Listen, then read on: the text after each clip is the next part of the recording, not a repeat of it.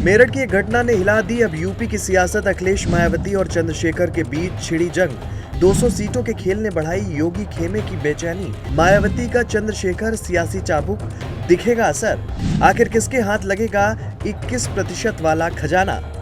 ये बात इसलिए क्योंकि सत्ता की लड़ाई में असली खजाना सोना चांदी नहीं बल्कि वो वोट होता है जो एक साथ करवट बदल दे तो राजा को रंक और रंक को राजा बना सकता है।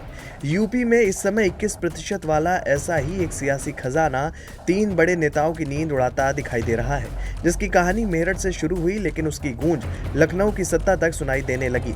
क्योंकि दलित छात्रा ललिता गौतम के मामले के बाद अखिलेश यादव पीड़ित परिवार से मिलने पहुंच गए। चंद्रशेखर आजाद ने भी परिवार तक पहुंचने की कोशिश की और रोके जाने की खबरों के बाद उनके समर्थकों और पुलिस के बीच तनाव की स्थिति बन गई। लेकिन तभी मायावती की एंट्री हुई और उन्होंने दलितों को उकसाने वालों पर सवाल उठा दिए। इसके बाद चंद्रशेखर भी चुप नहीं बैठे, उन्होंने सीधे मायावती पर पलटवार कर दिया। यानी जो लड़ाई अभी तक इशारों में चल रही थी वो अब खुलकर मैदान में आ चुकी है। लेकिन सवाल है कि आखिर मेरठ के एक मामले पर 3 बड़े नेता इसी तेजी से क्यों सक्रिय हुए, जिसका जवाब 200 सीटों के खेल में छिपा है, जिसके बारे में आपको सब बताते हैं। दरअसल यूपी में दलित समाज की आबादी करीब 21% मानी जाती है। प्रदेश की 84 विधानसभा सीटें अनुसूचित जाति के लिए आरक्षित हैं। इसके अलावा 140 से ज्यादा विधानसभा सीटों पर दलित मतदाताओं का प्रभाव होने की बात कही जाती है और करीब 60 से 70 सीटें ऐसी मानी जाती हैं जहां ये वोट जीत और हार का अंतर तय करने की ताकत रखता है। कहा जाता है कि अगर दलित वोट एक तरफ गया तो यूपी की करीब 200 सीटों का खेल बदल सकता है। बस यही वजह है कि मायावती अपना पुराना किला किसी कीमत पर छोड़ना नहीं चाहती, जबकि चंद्रशेखर उसी किले में अपना झंडा गाड़ने के लिए पूरी ताकत लगा रहे हैं और अखिलेश यादव पीढ़ी के सारे इस पूरे वोट बैंक को अपने साथ जोड़ने का सपना देख रहे हैं।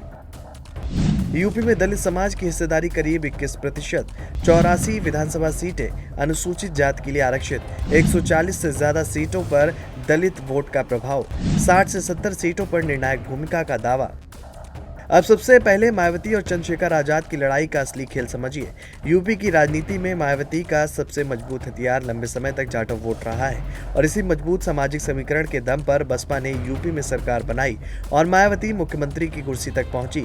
लेकिन पिछले कुछ चुनाव में बसपा कमजोर हुई तो इसी खाली होती सियासी जमीन पर चंद्रशेखर आजाद तेजी से आगे बढ़ते दिखाई दिए। मेरठ मामले में जब मायावती ने उन पर दलितों को उकसाने का आरोप लगाया तो चंद्रशेखर ने भी बिना देर किए पूछ लिया कि मायावती घर बैठकर बयान क्यों देती हैं, पीड़ितों के बीच क्यों नहीं जाती। बस यहीं से लड़ाई खुल गई। अब सवाल यह है कि क्या चंद्रशेखर मायावती के जाटव किले में बड़ी सेंध लगाने वाले हैं। लेकिन इस पूरे महासंग्राम में अखिलेश यादव ने भी ऐसी एंट्री मारी है जिसने दोनों नेताओं का गणित और मुश्किल कर दिया है। अखिलेश यादव इकरा हसन के साथ पीड़ित परिवार से मिलने पहुंचे। अब इस मुलाकात को सिर्फ संवेदना के चश्मे से देखा जाए या 2027 के पीडीए समीकरण से भी जोड़ा जाए, इस पर चर्चा तेज है। क्योंकि पिछले कुछ समय में अखिलेश यादव की राजनीति में दलित प्रतीकों की मौजूदगी लगातार बढ़ी है। कभी कांशीराम जयंती, कभी अम्बेडकर जयंती और कभी नीला गमछा। अखिलेश बार बार ये संदेश देने की कोशिश कर रहे हैं कि पिछड़ा, दलित और अल्पसंख्यक वाला उनका पीडीए सिर्फ चुनावी नारा नहीं, उनकी नज़र खास तौर पर गैर जाटव दलित मतदाताओं पर मानी जाती है। यानी जिस वोट पर कभी बसपा का सबसे बड़ा दावा था, अब उसी मैदान में समाजवादी पार्टी भी पूरी ताकत से उतर चुकी है।